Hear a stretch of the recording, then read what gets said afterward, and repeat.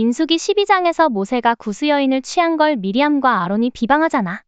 그런데 잘 이해가 안 가. 건전한 비판과의 차이가 뭐야? 좋은 질문이야. 민수기 12장에서 미리암과 아론은 모세의 결혼을 비판했지만 단지 결혼 문제 때문이 아니었어. 그 이면에는 왜 모세만 하나님의 말씀을 듣는 지도자인가? 라는 권위에 대한 도전이 숨어 있었지. 건전한 비판은 사람의 행동이나 생각을 점검하려는 목적이 있지만 이건 질투와 권력 다툼에서 나온 말이었어. 권위에 대한 반역이었구나.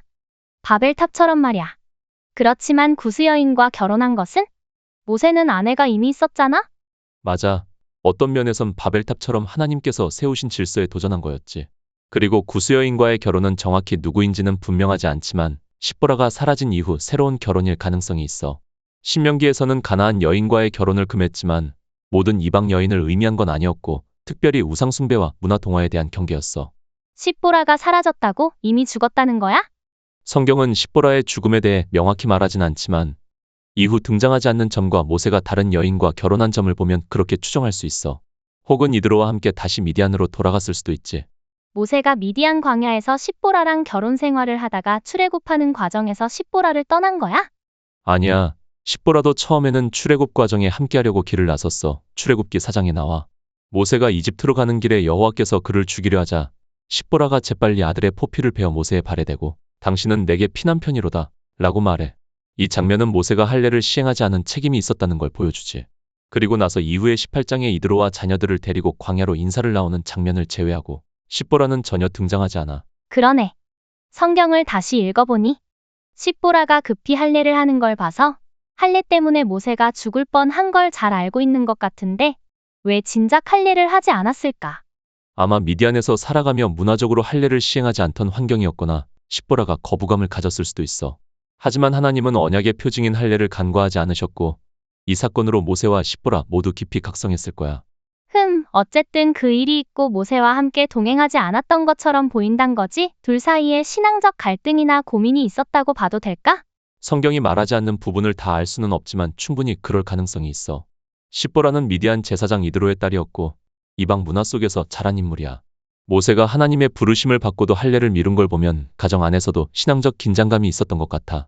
십보라가 할례를 행할 땐 직접 그 일을 했다는 점에서 그녀도 어느 정도 신앙적 책임감을 느꼈던 것 같고 하지만 출애굽 여정에는 처음부터 끝까지 함께하진 않았던 걸 보면 모세의 사명을 전적으로 함께 짊어질 수는 없었던 거지.